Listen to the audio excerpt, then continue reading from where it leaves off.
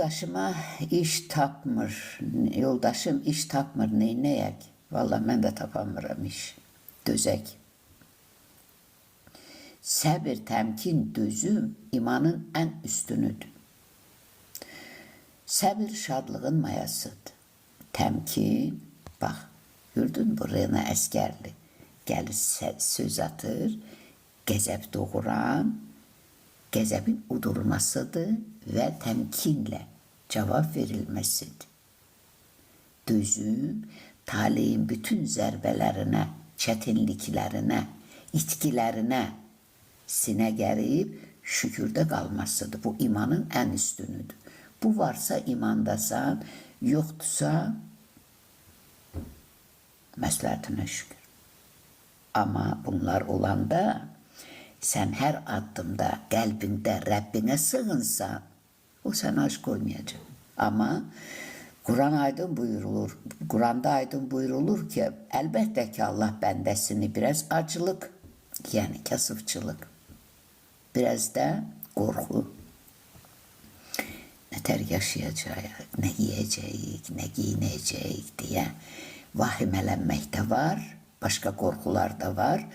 İtkilər, evlat etkisi, var-dövlət etkisi və hər türlü çətinliklə sınağa çəkib imtihan edər.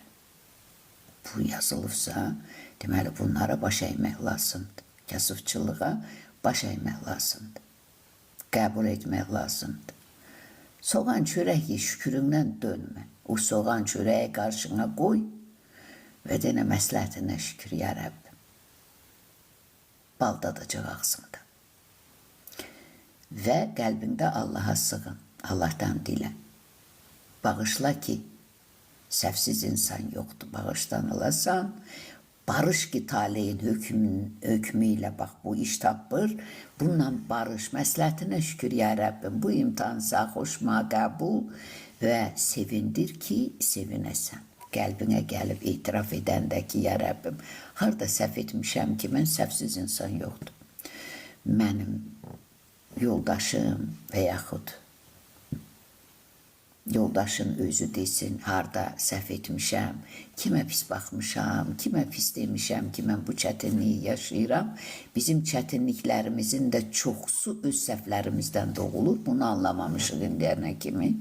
Çünki təbliği Allah belə istəyib, yanlış insanlara çatdırıb, indi doğrunu istəyir çatdırsın. Mənlik burada bir şey yoxdur, bunu da ruh sizə çatdırır. Və şüküründə qal. Sonu aydınlıqdır.